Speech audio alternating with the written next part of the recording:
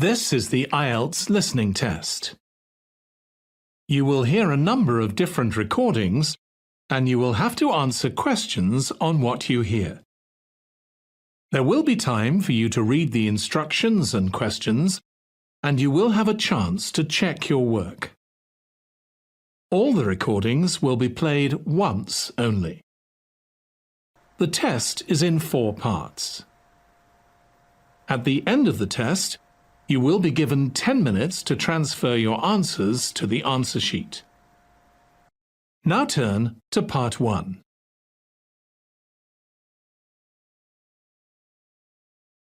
Part 1. You will hear a phone conversation between an estate agent and a woman wishing to rent accommodation. First, you have some time to look at questions 1 to 6.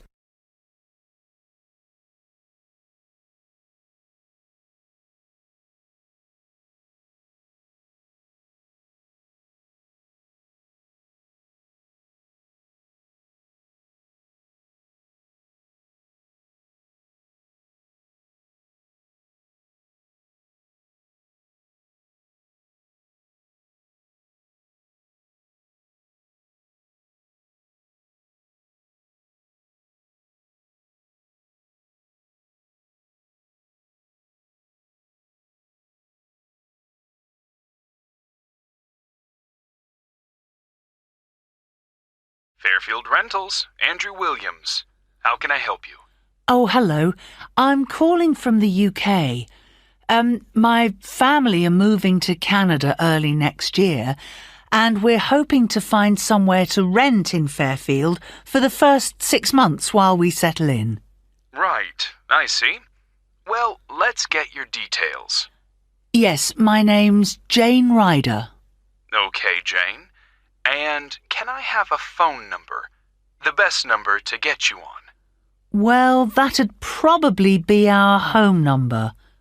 So, 0044 for the UK, and then it's 208 613 2978.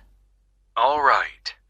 And an email address, please, so we can send you out all the information and forms.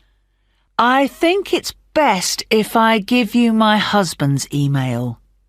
He's sitting in front of a computer all day, so he can print stuff off and get it back to you sooner than I could. It's richard@visiontech.co.uk. I'll just spell the company name for you. That's VISIONTECH.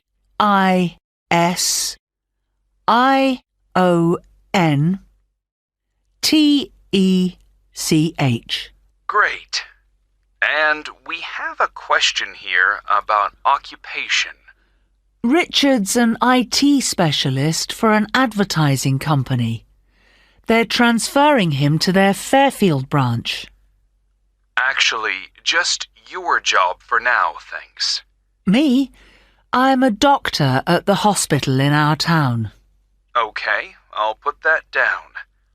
Now, what kind of accommodation are you looking for? House? Apartment? An apartment, probably, as long as it has 2 bedrooms. There'll be me, my husband, and our 10-year-old son. And so with an apartment, you're less likely to get a garden. That's okay. But what about a garage? Is that something you'll want the apartment to have? Yes, that's definitely important. Okay, just a moment. I'll just make a note of that.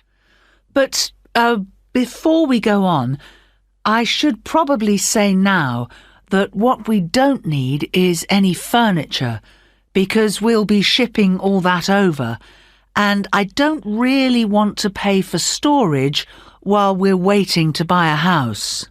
Not a problem. I'll make a note of that.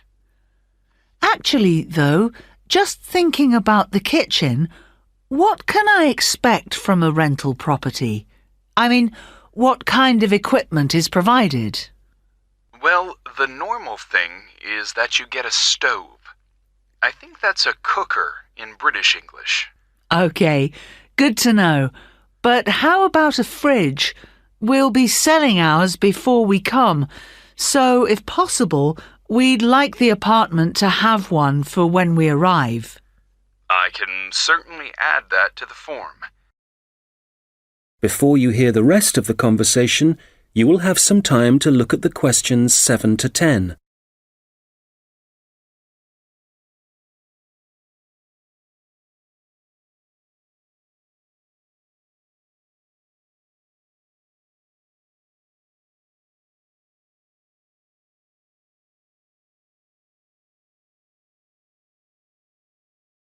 Now listen and answer questions 7 to 10. If there's any other whiteware that you need, like a dishwasher, for example, there are plenty of stores here that'll arrange delivery on the same day as purchase. Thanks. Hopefully we won't need to buy too many things. Now, how about location? Have you done any research into the Fairfield area? Not that much so far. Well, you mentioned you have a boy. I imagine you'd like to be fairly close to a school. Good idea. That would help. What's public transport like in Fairfield? Is it easy to get around? The bus service is pretty comprehensive. There are plenty of local routes, services into the city and out of town. OK, and for a two-bedroom apartment, what sort of rent should we expect to pay? Well, looking at the properties we have at the moment, prices start from around $730 per month and, depending on the area, can go up to $1,200. That's too much. Something halfway would be better. So, would your limit be, say, $950? I'd say so, yes. Can I ask if you smoke or if you have any pets? No to both questions. But I do have one more request, please. Yes? Well, I've also been offered a job at Victoria General Hospital, and I suspect I'll be working nights occasionally. So what I really need from any apartment is for it to be quiet, so I can catch up on sleep if necessary during the day. Congratulations on the job offer. I'll add your request to the form. Well, what I'll do is compile a list of suitable properties for you and send them via email. Can I just ask, how did you hear about us? Obviously not from our commercials if you're living in the UK. Actually, it was a friend of ours. He spent a few months in Fairfield a couple of years ago, and he pointed us in the direction of your website. Well, it's good to be recommended. So, what I'll do is...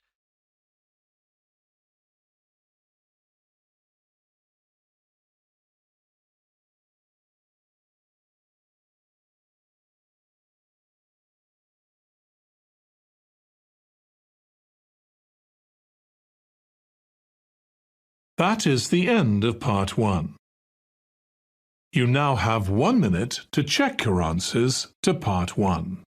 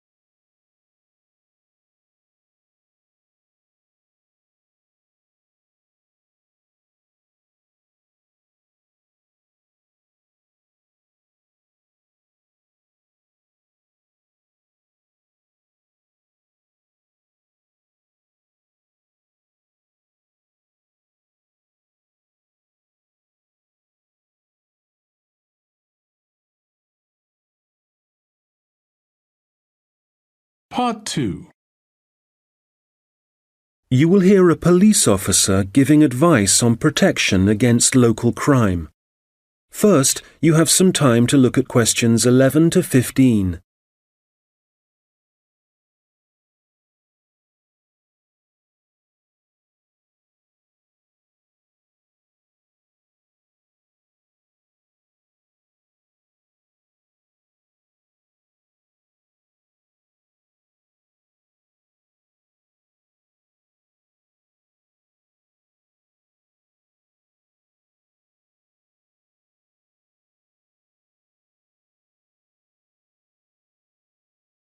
Well, good afternoon. I'm Constable James MacDonald, and as you may know, I'm the community police officer for the local area. That means that, as part of my job, I try to get out in the community as much as possible, talk to the people that live in this neighbourhood, people like yourselves, and make sure there's an effective level of communication between the public and the police, hence the reason for this meeting. There have been several burglaries in the area in the last few weeks, and I'd like to talk about ways you can keep your home and property safe.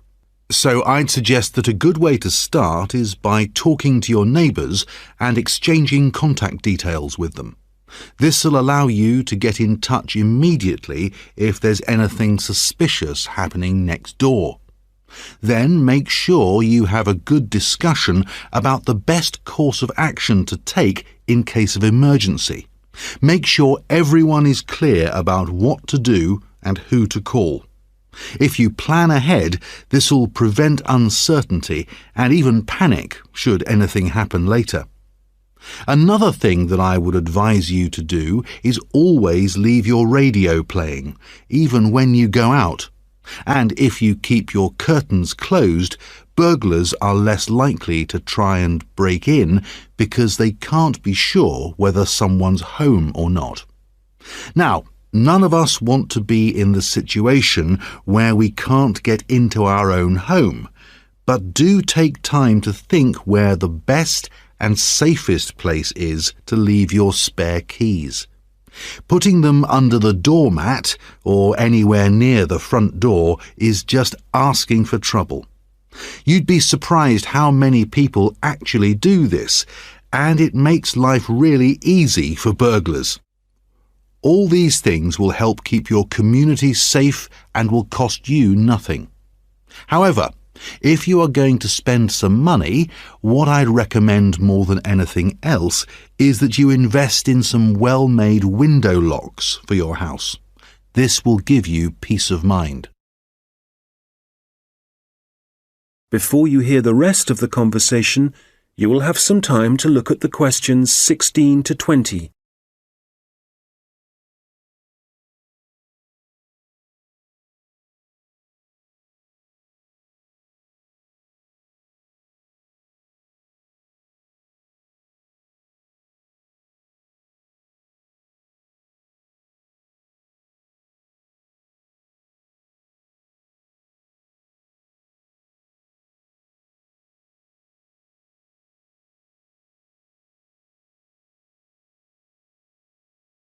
Now listen and answer questions 16 to 20. OK, moving on.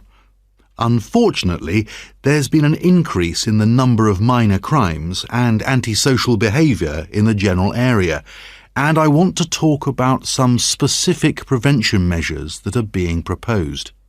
First of all, the skate park. As you probably know, it's well used by younger people in our community, but unfortunately we're getting more and more reports of broken glass, making it especially dangerous for younger children. One possible solution here is to get rid of some of the trees and bushes around the park, making it more visible to passers-by and vehicles. If the vandals know they're being watched, this might act as a deterrent. As you will have heard, a couple of local primary schools have also been vandalised recently, despite the presence of security guards. The schools don't have the funds for video surveillance, so we need people in the neighbourhood to call their nearest police station and report any suspicious activity immediately. Please don't hesitate to do this. I expect most of you are familiar with the problems facing Abbotsford Street. It seems that no amount of warning signs or speed cameras will slow speeding drivers down.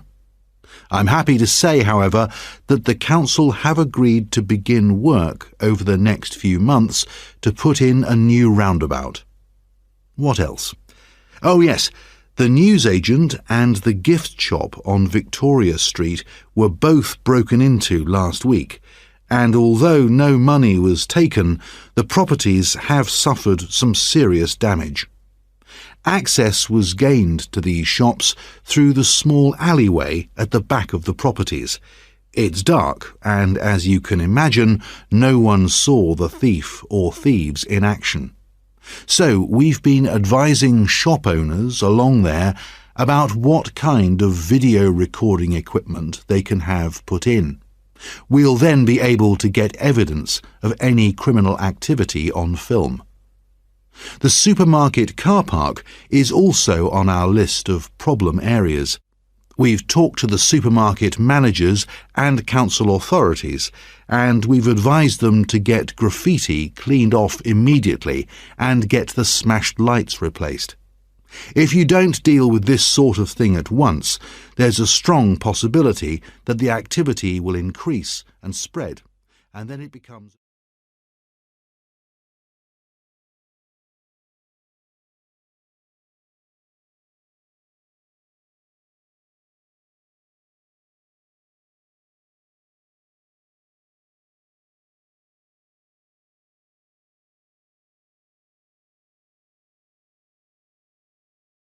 That is the end of Part 2.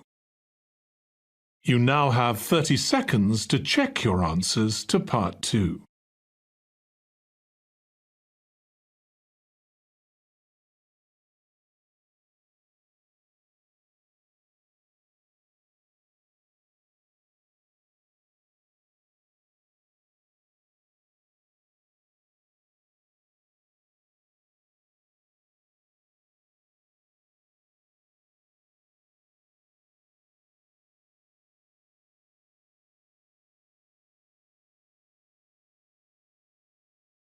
Part 3.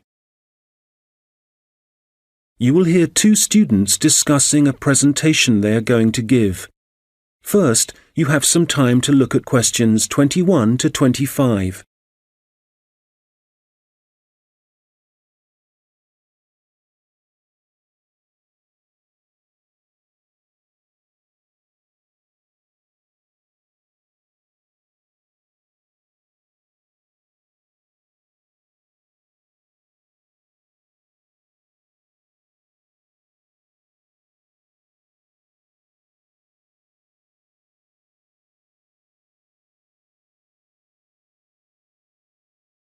Hi, Robert. Hi. Sorry I'm late. I was just printing off some pages about food waste in Britain. Do you want to include Britain in the presentation? I thought we were concentrating on the USA. Well, it is a global problem, so I thought we ought to provide some statistics that show that. Fair enough. What did you find out? Well, I was looking at a British study from 2013. It basically concluded that 12 billion pounds worth of food and drink was thrown away each year, all of it ending up in landfill sites. Over 8 million tons. And that wasn't including packaging. An incredible amount. Yes. And they were only looking at what households threw away, so there's no information about restaurants and the catering industry. But one thing the study did investigate was the amount of milk and soft drinks that were wasted, and I think it was probably quite unique in that respect. Interesting. You know, In the other European reports I've read, there's one thing they have in common when they talk about carbon dioxide emissions. I know what you are going to say. They never refer to the fuel that farms and factories require to produce the food and the carbon dioxide that releases? Exactly. We could really cut down on carbon emissions if less food was supplied in the first place. To my mind, the reports talk too much about the carbon dioxide produced by the trucks that deliver the fresh goods to the shops and take the waste away. They forget about one of the key causes of carbon dioxide. Absolutely. If the reports are actually going to be useful to people, they need to be more comprehensive. Who do you mean by people? Well, the government, industries, people making television programs. Have you seen any documentaries about food waste? Not that I remember. My point exactly. These days, they all seem to be focusing on where your meat, fruit, and vegetables are sourced from. We're being encouraged to buy locally, not from overseas. That's probably a good thing, but I'd still like to see something about waste. Yes, it's the same with magazine articles. It's all about fat and sugar content and the kind of additives and coloring in food, but nothing about how it reaches your table and what happens after it ends up in the bin. Well, we've only got 15 minutes for this presentation, so I think we'll have to limit what we say about the consequences of food waste. What do we want to concentrate on? Well, I know some of the other presentations are looking at food and farming methods and what they do to the environment, so I think we'll avoid that. And the fact that in some countries, people can't afford the food grown on their own farms. That was covered last term. Okay, we don't want to repeat stuff. What concerns me above all else is that in a recession, governments should be encouraging business to find ways to cut costs. Apparently, supermarkets in the USA lose about 11% of their fruit to waste. That's throwing money away. All right, we'll focus on that problem.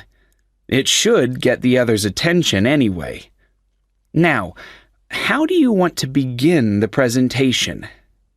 Let's not start with statistics, though, because that's what everybody does.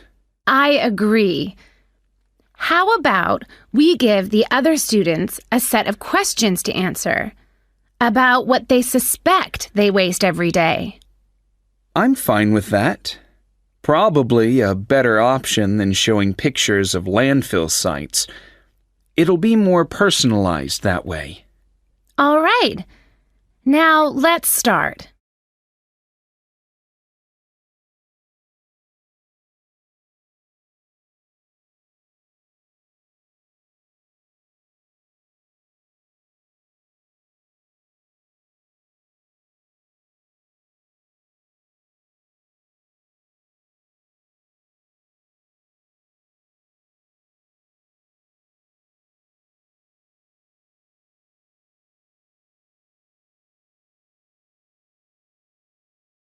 Now listen and answer questions 26 to 30.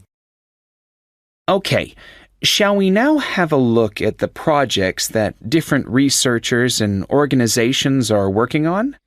For me, the project I really liked was the one at Tufts University. You know, where they've invented tiny edible patches to stick on fresh foods that show you what level of bacteria is present, and so whether you can still eat it.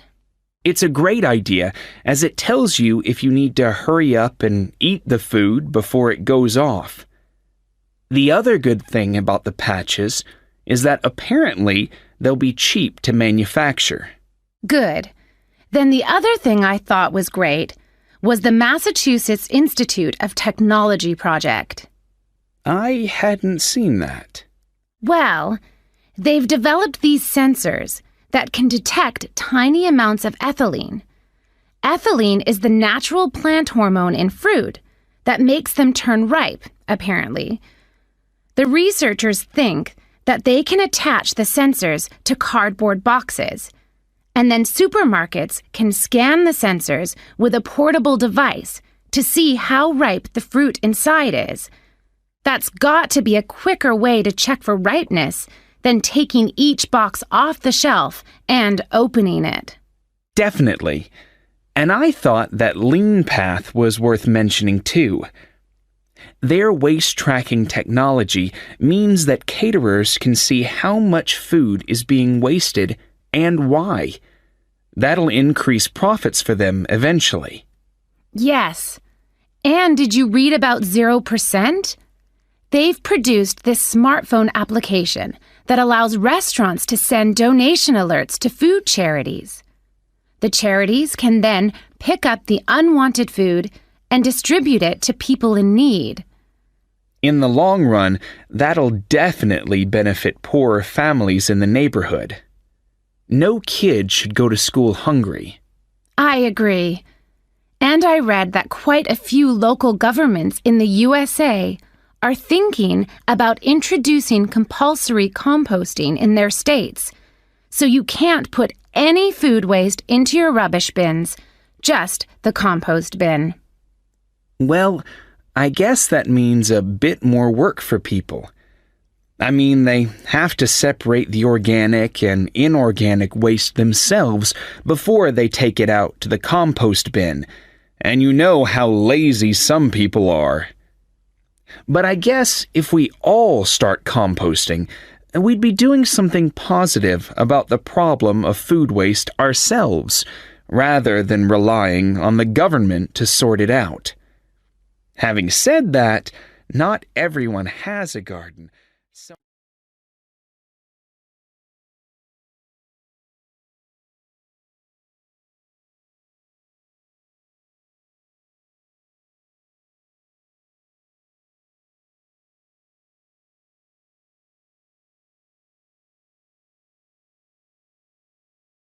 That is the end of Part 3.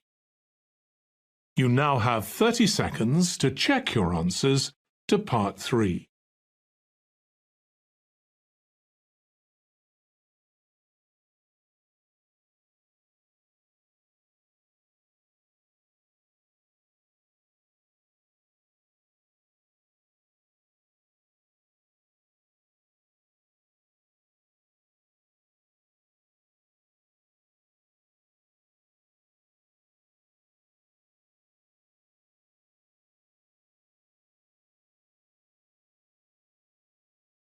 Part 4. You will hear a lecture about Maori kite making. First, you have some time to look at questions 31 to 40.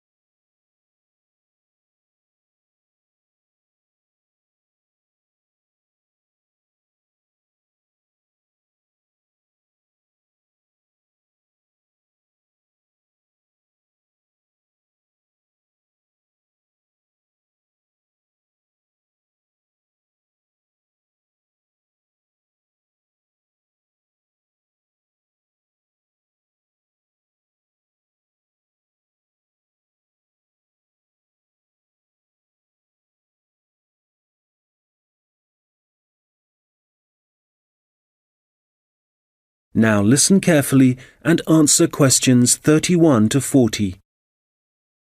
Well, good morning, everyone. As you know, we've been looking at different kinds of art and craft that were practiced by the Maori people of New Zealand, at least before the Europeans began to arrive in the 18th century. So, the focus of this lecture is kite making, how the kites were made, their appearance, and the purposes they served. Well, let's start with the way they were made. As with other Maori artistic traditions, kite making involved certain rituals. So, firstly, only priests were allowed to fly and handle the largest, most sacred kites. There were rules too, for the size and scale of the kites that the priests had to follow, and during the preparation of both small and large kites, food was strictly forbidden. In terms of appearance, kites were frequently designed in the image of a native bird, or a Maori god, and sometimes, perhaps less often, a well-known hero. You can imagine that when Maori first arrived in the new country, in New Zealand, it may have taken some time to find suitable materials for their kites. But, through trial and error no doubt, they found plants and trees that provided bark and even roots that they could use to make the frames and wings of their kites. And after the frame had been constructed, the kite then had to be decorated. For this, the priests used long grasses, and these, when the kite was in the air, would stream along behind it. They also used a variety of feathers to add colour to their creations. Well, all this meant it was easy to see a kite in the sky, but you could also hear Maori kites. They could be quite noisy indeed, and this was because some priests liked to hang a long row of shells from the kite. You can imagine how they'd rattle and clatter in the wind, how they might completely capture your attention. As I said before, the most common image was probably a bird, and that's the same for other kite-making cultures. But the kites were designed in particular shapes. So, there were kites that were triangular, rectangular, and also shaped like a diamond. And some of them were so large it would actually require several men to operate them. Some of the kites were also covered in patterns, and to make these patterns, the Maori used different pigments of red and black, and these were either made from a charcoal base or from red-brown clay which had been combined with oil obtained from a local species of shark.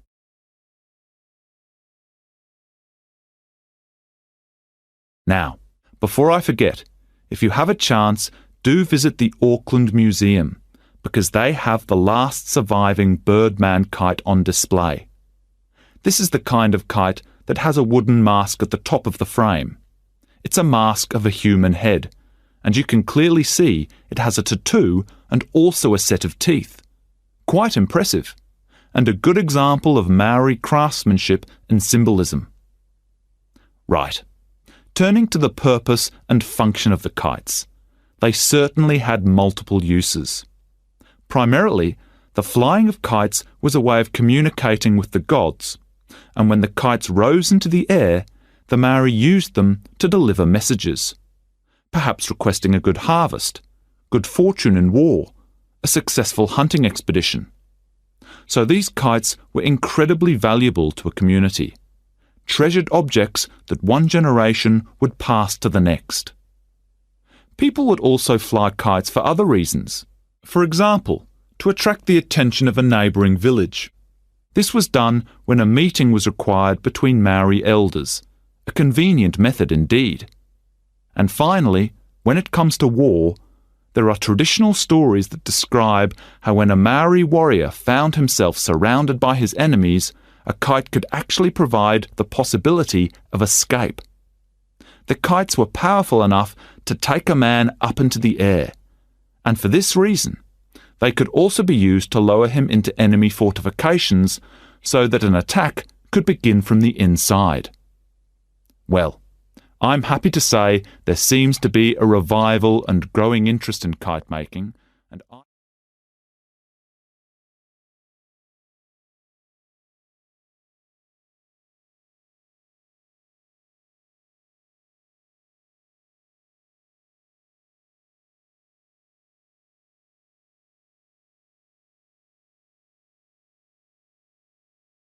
That is the end of part 4.